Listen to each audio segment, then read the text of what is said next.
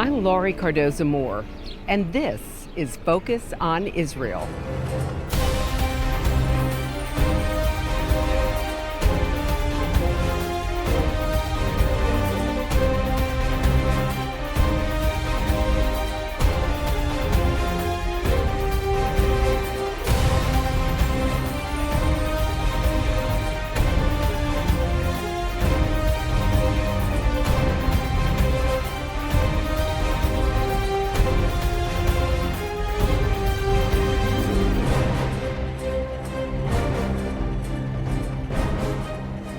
Over 450 years before Auschwitz opened its crematorium, the Catholic Church devised its own solution to the Jewish problem.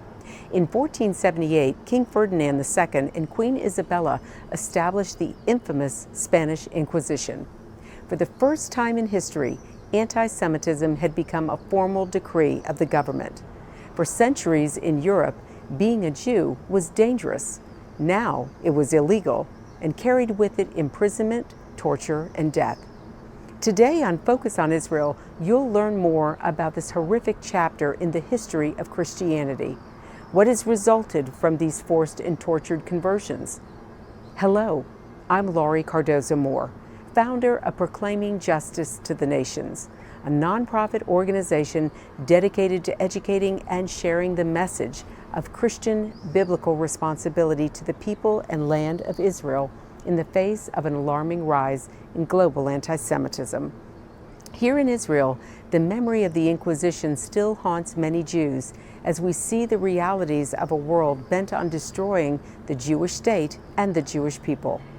Today, as during this dark period in history, Jews just wanted to protect their families and worship freely. During the Inquisition, the pressure toward conversion to Christianity was hard to ignore.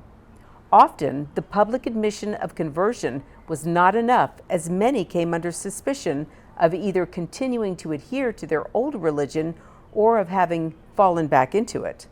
In 1492, all Jews who had not converted were expelled from Spain. Those who converted became subject to the Inquisition. Jews who forcibly became Catholics but still practiced the Jewish faith were regarded as heretics, whose punishment included torture or burning at the stake. In time, the Spanish Inquisition extended to all Spanish colonies and territories, including North, Central, and South America. In Mexico City in 1571, the Palace of the Inquisition was established as the headquarters of the Inquisition in the colony of New Spain. The Portuguese Inquisition formally started in 1536. At its head stood a Grand Inquisitor, named by the Pope and selected by the Crown from within the royal family. The Portuguese Inquisition principally targeted the Sephardic Jews, whom the state forced to convert to Christianity. Spain had expelled its Sephardic population in 1492, and many of these Spanish Jews became targets in Portugal. The Portuguese Inquisitors also targeted the Jewish New Christians called conversos, or Marranos. The effects of the Inquisition have reverberated from its inception to today. In time, the term crypto-Jew was used to refer to the many conversos who continued to secretly and discreetly practice Jewish rituals. Over the centuries, many families lost all connection to their Jewish past or kept the secret buried and hidden from succeeding generations.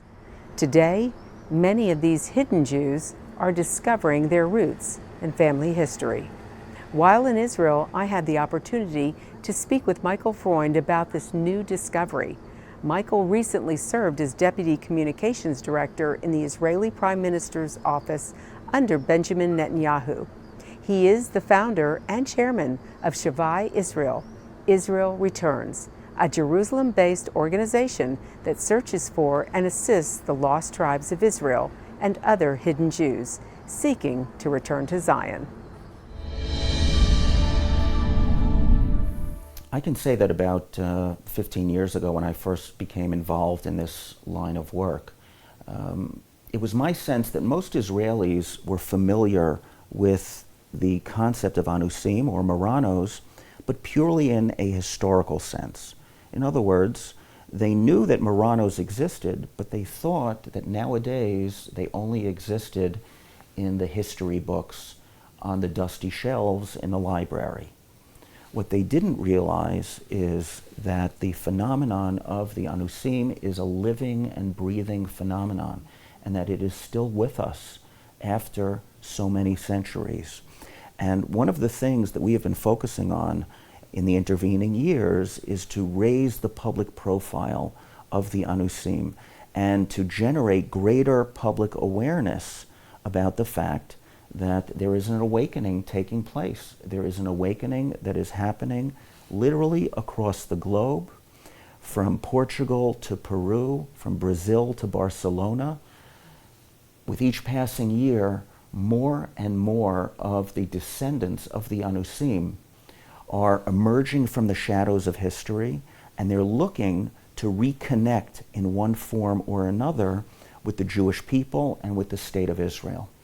And I believe that we have a historical responsibility, a moral responsibility, and even a religious responsibility to reach out to them. Through no fault of their own, their ancestors were torn away from us. They were kidnapped from us. And yet they never forgot where they came from. And if, after all this time, we have an opportunity to bring some of their descendants back, how can we possibly slam the door in their faces? How can we possibly not take action to bring them home?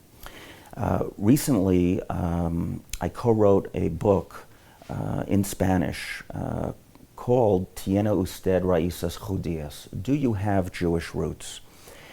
And the aim of this book, which we're distributing for free as an ebook as well, is to encourage people throughout the Spanish and Portuguese-speaking worlds to begin to dig further into their roots, to ask questions of the older generation.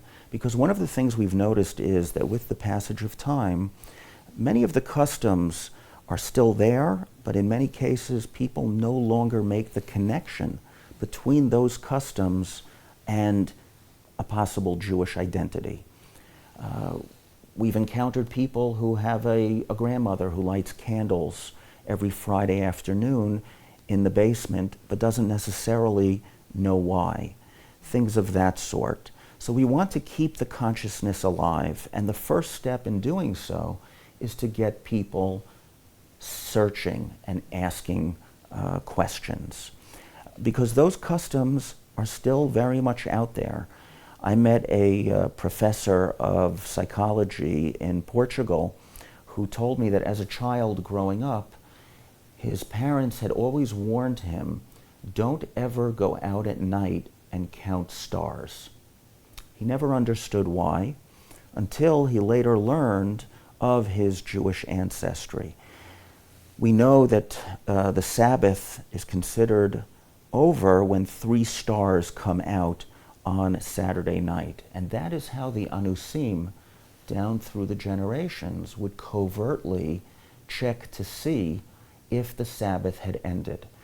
In this man's family, in order to protect themselves from the prying eyes of the Inquisition, they had warned one generation after another, don't get caught counting stars at night.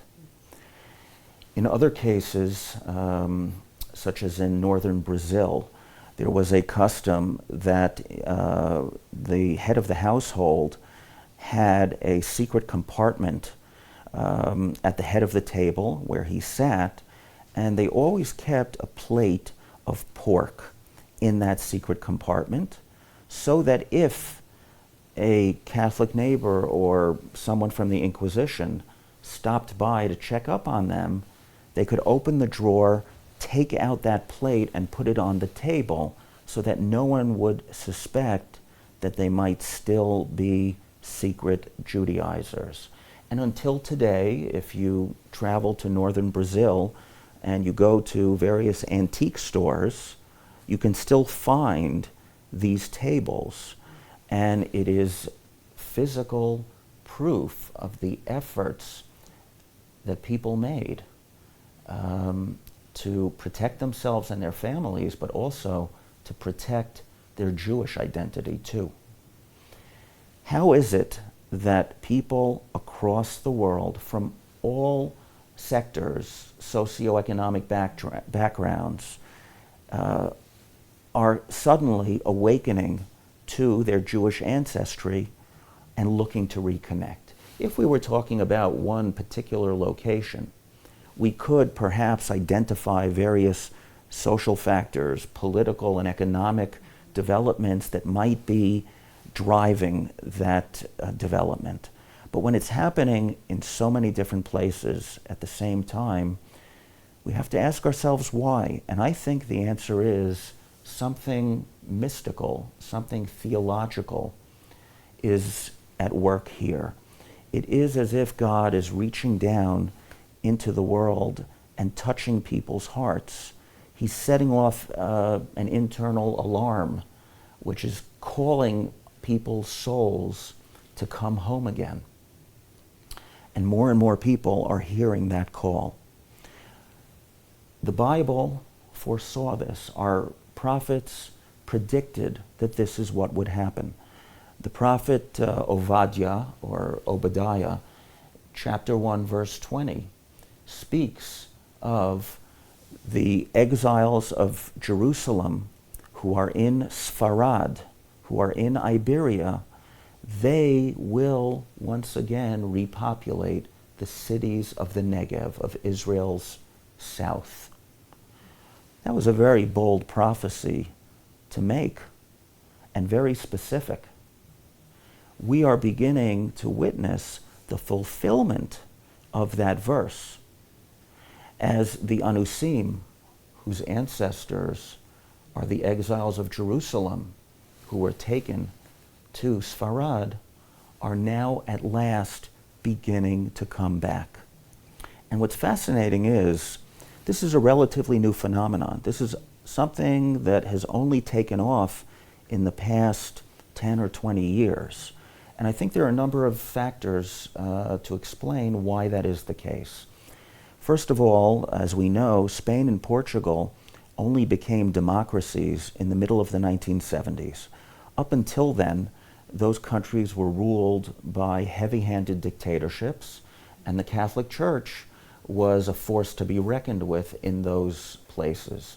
Since their transformation into liberal Western democracies, as their societies have opened up more, people have become more free to explore their heritage. They've become more open, and it's become possible to come out of the closet, so to speak, and declare one's Jewish ancestry. Every last one of the Anusim is going to return eventually to the Jewish people, because a person or a family or even a community can perhaps be lost in our eyes, but no one is ever lost in God's eyes. I want to take you to Israel in pictures and film. I want you to see how God's sovereign hand can be seen before our eyes right here in this land.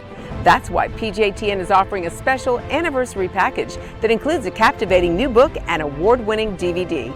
Israel Rising is a unique visual story of Israel's miraculous journey from unforgiving desert to thriving nation. Thousands of years ago, the prophet Ezekiel foretold a future time in which the arid land of Israel would come alive for its people. Now this breathtaking book documents the fulfillment of this vision, as rarely seen photographs from the 1880s to the 1940s are juxtaposed with recent photos of the same locations. This book will inspire and captivate you as it illuminates Israel's foretold awakening in a new and unforgettable way. In addition, you'll receive the award-winning documentary, Israel Indivisible: The Case for the Ancient Homeland. This inspiring film examines the many political twists and turns that make Israel the world's most controversial nation. From Abraham and the Promise to the issues facing the Jewish state today, the film examines the historical, archaeological, legal, and biblical foundations for the modern state of Israel. This is a limited time offer for these two remarkable resources for just a one-time gift of $70 today. Your generous donation will help ensure that PJTN stays on the front lines and in the headlines of all the important issues facing Israel and our Jewish brethren. So please go to PJTN.org today. From studying history, it's very clear that what starts with the Jews never ends only with the Jews. We must strongly stand against any anti-Semitic trends, for if not stopped, they'll cause harm to all of us, and we'll witness the downfall of our Judeo-Christian Western culture. Today, many people say there's no longer a need for a Jewish state, that Jews around the world no longer need a place of refuge. But anyone who has heard recent statistics about the worldwide rise in anti-Semitism would never make such a claim. The reality is that neo-Nazi groups and Nazi sympathizers are increasing around the world. Surveys show that over 1 billion people in the world harbor anti-Semitic attitudes. Close to 50% believe that Jews have too much power in the business world, and 2/3 of the world's population has never heard of the Holocaust or believe the historic accounts of it are inaccurate. Don't let yourself be manipulated by evil people with a wicked agenda. When the self-serving villains are in control, good people from all religions suffer. Muslims, Christians, and all people of conscience should stand proudly and show respect for a country that gives so much to the world in so many ways. Do your part. Do your research, and do what you can to make a difference. Because what happens in Israel does affect us all. This is not just a Jewish or just an Israeli problem. This is a problem for all humanity, for each and every one of us who believe in freedom and human rights.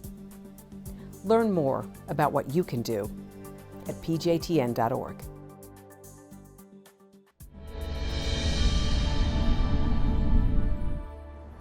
In 2015, I was invited to the Sephardic Anusim Conference in Netanya, Israel.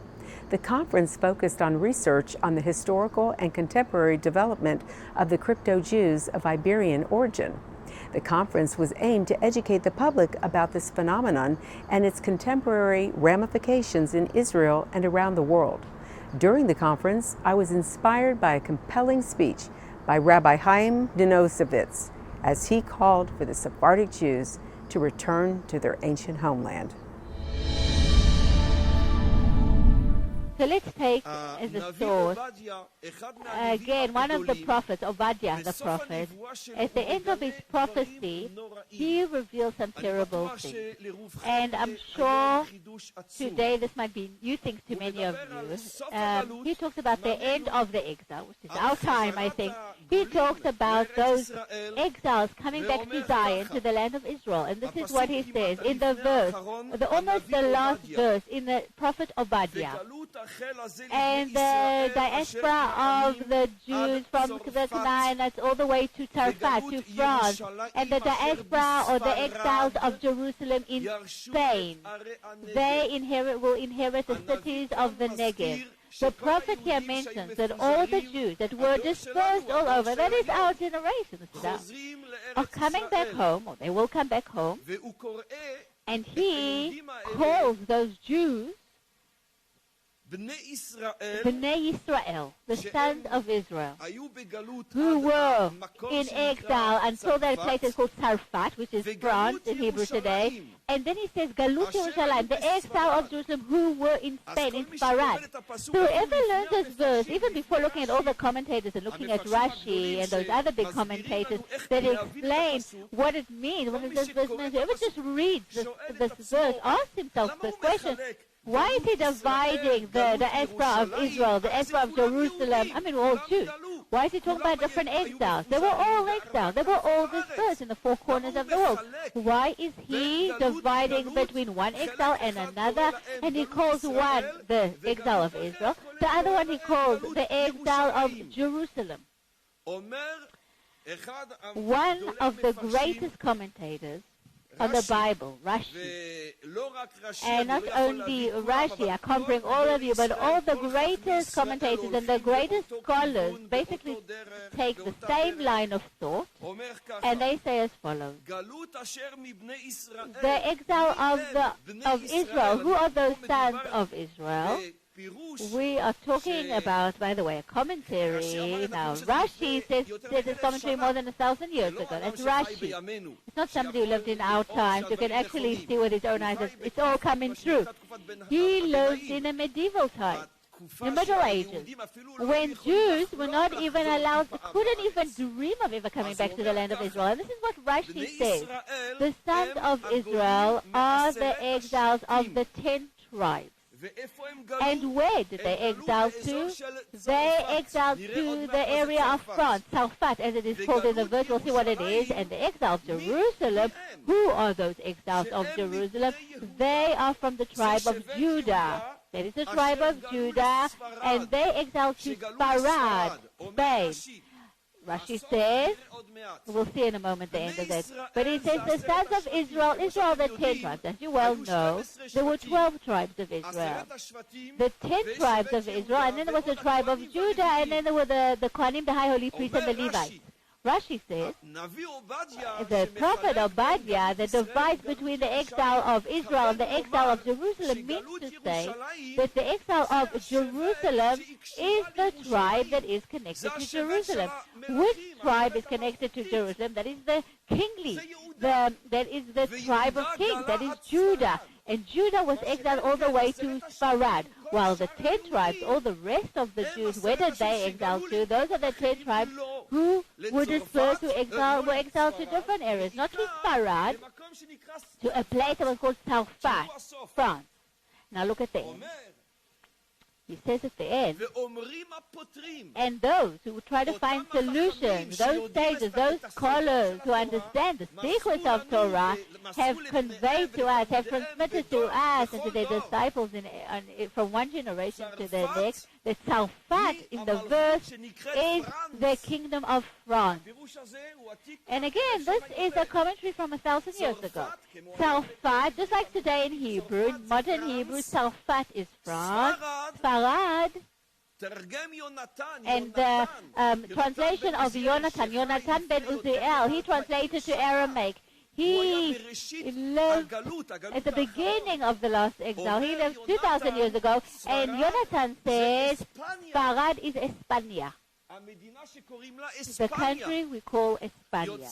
That is how he explains Sfarad. So according to the commentators, even the very ancient commentators living very long ago, who wrote this commentary more than 2,000 years ago, Yonatan ben Uziel, most of the tribes, by the way, again, were exiled to many, many places, but concentrated mainly in the areas of France, that Salfat of France. But the Sfaradis are from the tribe of Judah, and they were exiled to Spain, España. Now, we learn something amazing here, is that the Sephardi Jews, their source is the tribe of Judah. That is the tribe of the kings, the royal tribe. That means that the Sephardi, or the Spanish character, or the real essence of the Sephardi is kingdom, is royal, it's being a king. Yehuda, they're from Judah. And that's amazing. Now we understand why the Sephardi Jews were always connected to that internal part of the Torah, the secrets of the Torah, the Kabbalah aspect of the Torah. Because it's quite known that it is this part, I can't explain how and what and where, but it is known that this hidden part of the Torah was given, especially more so than any other tribe, it was given. This aspect of the Torah was actually handed down, especially to the tribe of Judah.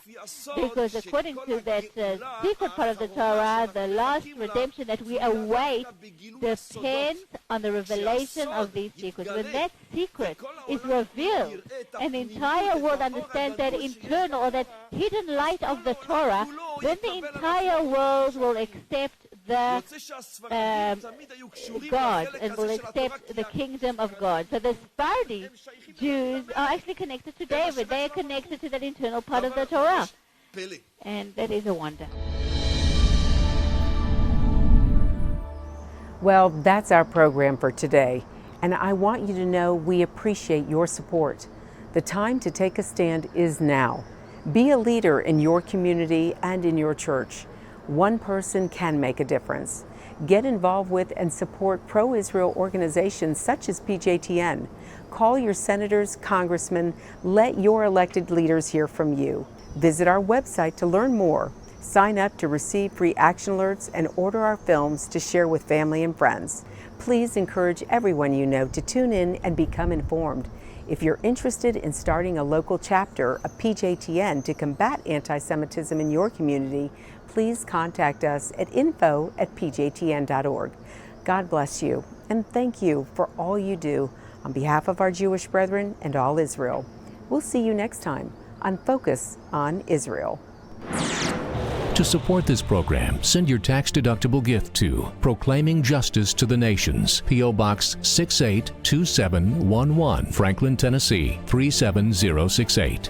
You can also support PJTN online. Visit pjtn.org or call 1-877-873-9020. Anti-Semitism has reached epic proportions, and Israel is now surrounded by nations who seek its destruction. For Israel to lose just one battle would mean losing everything.